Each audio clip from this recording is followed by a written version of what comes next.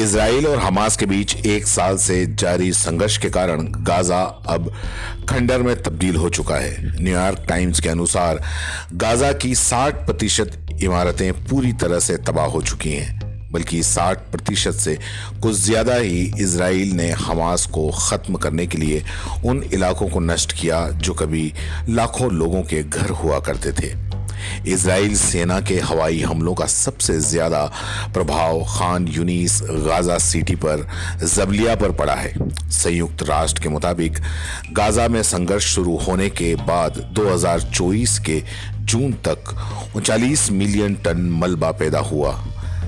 इसमें रेत, बिना फटे बम्स, खतरनाक पदार्थ और यहां तक कि लोगों के अवशेष भी शामिल हैं।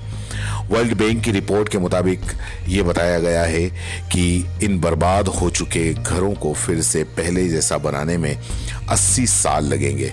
हालांकि गाजा में रहने वाले लोगों के पास न तो इतना समय है और न ही इनके पास में इतना पैसा है कि वो इस नुकसान की भरपाई कर सकें।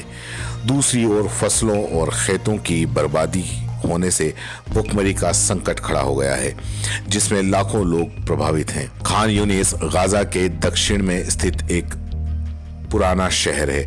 इस शहर के लोग कहते हैं कि अब उनका शहर एक भूतिया शहर बन चुका है। वो जिन घरों में रहते थे उन्हें बुलडोजर ने गिरा दिया है। हॉस्पिटल, मस्जिद और स्कूल्स को इजराइल तोपखानों ने नष्ट कर दिया। वहीं इजराइल का कहना है कि हमास के लड़ाकों का सफाया करने के लिए इस तरह के हमले जरूरी हैं। खान यूनिस के अंदर मामला युग की और सिटाडेल दीवार बची हुई है। एक साल पहले इस दीवार के पास सिटाडेल स्क्वायर हुआ करता था, जहां दुकानदार मिठाई बेचते थे और लोग हुक्का पीने के लिए इकट्ठा होते थे। वहीं 96 साल पुरानी ग्रैंड मस्जिद भी हुआ करती थी। लोग यहाँ जुमे की नमाज पढ़ने जाते थे और रमज़ान के दौरान परिवार के सहित देर रात तक जागते थे। अब यहाँ सिर्फ और सिर्फ मलबा बचा है, यानी कि जहां तक नजर जाए वहां तक सिर्फ मलबे का ढेर है। गाजा सिटी गाजा पट्टी की राजधानी है, जो भूमध्य सागर के किनारे है और इसकी आबादी लगभग 20 लाख है। ये दुनिया का सबसे घनी आबादी वाला क्षेत्र है। गाजा को फिलिस्तीनी, रोमन, ऑटोनमस और अन्य कई सभ्यताओं का गढ़ माना जाता है। इस संघर्ष ने गाजा के सांस्कृतिक, धार्मिक जगहों को पूरी तरीके से तबाह कर दिया है, जिसमें गाजा की सबसे पुरानी मस्जिद भी शामिल है। गाजा में स्थित अलमारी मस्जिद को शहर का दिल माना जाता था, जहां हजारों सालों से प्रार्थनाएं, नमाजें हो रही थी। इस समय के साथ साथ जैसे जैसे गाजा में सत्ता बदलती रही, प्रार्थना के तरीके और तौर भी बदलते गए और इबादत के अलग अलग तरीके होने लगे। 5वीं सदी में अलमारिया मस्जिद एक रोमन मंदिर था, जिसके कई खंडर साइयों और बिजांस चर्च बन गया। 7वीं सदी में इसे मस्जिद में तब्दील कर दिया गया। इजराइल सेना ने दिसंबर 2024 में इस मस्जिद पर हमला किया और पूरी तरीके से नष्ट कर दिया। गाजा का अल-शिफा हॉस्पिटल गाजा का सबसे बड़ा हॉस्पिटल है। इजराइल सेना ने अप्रैल 2024 में इस हॉस्पिटल पर छापा मारा और इसे बहुत नुकसान पहुंचाया। इजराइल का दावा था कि इस हॉस्पिटल में हमास के आतंकवादी छुपे हुए हैं। हालांकि इस अस्पताल में अब भी इलाज जारी है, लेकिन ये पहले जैसा नहीं बचा। गाजा पट्टी के सबसे उत्तर में स्थित जवालिया एक घनी आबादी वाला कैंप है, जिसे 1949 में फिलिस्तीनी शरणार्थियों के लिए बसाया गया था।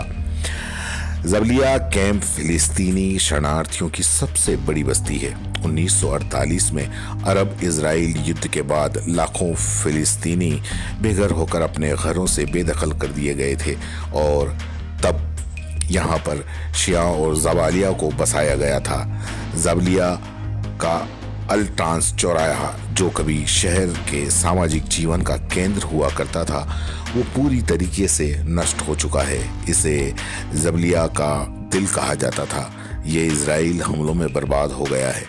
गाजा पट्टी के सबसे उत्तर में ये जबलिया था, जहां पर घनी आबादी वाला ये कैंप है। इजरायली सेना ने इस इलाके को हमास का प्रमुख केंद्र बताया था और यहाँ कई हमलों में 2000 पाउंड से ज्यादा बमों का इस्तेमाल किया गया, जिससे पूरा शहर तबाह हो गया। इस पूरे शहर की तस्वीर ही बदल दी गई। संघर्ष ने गाजा के लोगों के जीवन शैली और उनकी संस्कृति को, उनकी संपत्ति को पूरी तरीके से नष्ट कर दिया।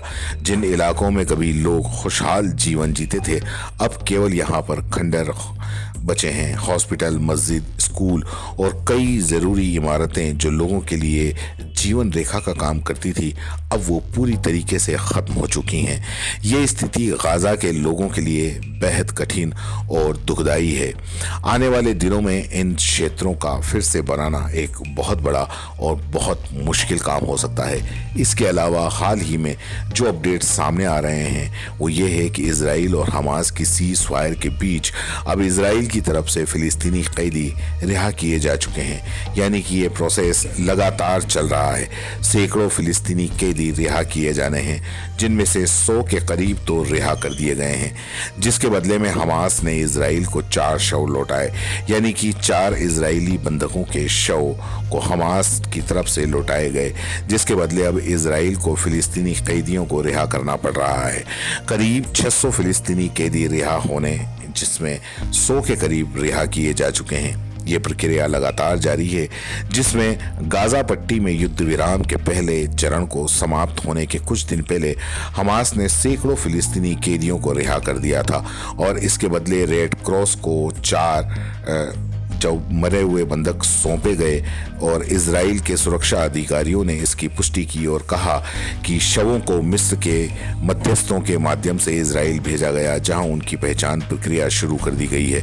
इस दौरान रेड क्रॉस का काफिला इजराइल की ओर जब बढ़ा और जेल से रिहा किए गए दर्जनों फिलिस्तीनी कैदियों के साथ में बाहर निकला, तो इन कैदियों के परिवार और समर्थक बसों के आने का इंतजार कर रहे थे। जैसे ही बसें आई, लोग खुशी से झूमते हुए कैदियों का स्वागत किया। इससे पहले इजराइल ने हमास द्वारा बंधकों के साथ क्रूर व्यवहार के खिलाफ शनिवार को फिलिस्तीनी कैदियों की रिहाई में देरी की थी। हमास ने इसे युद्ध विराम का उल्लंघन बताया और कहा कि जब तक फिलिस्तीनी कैदियों की रिहाई नहीं की जाती, तब तक दूसरे चरण की बातचीत शुरू नहीं की जा सकती। इस बीच इजराइल के प्रधानमंत्री बेंजामिन नेतन्याहू ने कहा कि शवों की रिहाई बिना किसी सार्वजनिक समारोह के की जाएगी, जबकि हमास आमतौर पर शवों की रिहाई के समय बड़े समारोह आयोजित करता था। इजराइल और बाकी अधिकारियों ने इसे अपमानजनक बताया और इसकी कड़ी आलोचना की। इस समय सैकड़ों फिलिस्तीनी कैदी जो 7 अक्टूबर के हमले के बाद गिरफ्तार किए गए थे, उन्हें रिहा कर दिया गया। इसमें पुरुष, किशोरावस्था और एक महिला भी शामिल हैं। कुछ कैदियों को वेस्ट बैंक और पूर्वी यरूशलेम से रिहा किया गया, जबकि कुछ अन्य को मिस्र भेजा जाएगा। युद्ध विराम का पहला चरण 6 हफ्ते का था, जो इस हफ्ते के अंत में समाप्त हो गया था। अमेरिकी राष्ट्रपति डोनाल्ड ट्रंप के मध्य पूर्व दूत स्टीव ने कहा कि वो चाहते हैं कि दोनों पक्ष बातचीत के अगले चरण की शुरुआत करें, जिसमें हमास द्वारा पकड़े गए सभी बंधकों को रिहा किया जाएगा और युद्ध खत्म करने के लिए बातचीत की जाएगी। दूसरा चरण फरवरी से पहले हफ्ते में शुरू होने की योजना थी।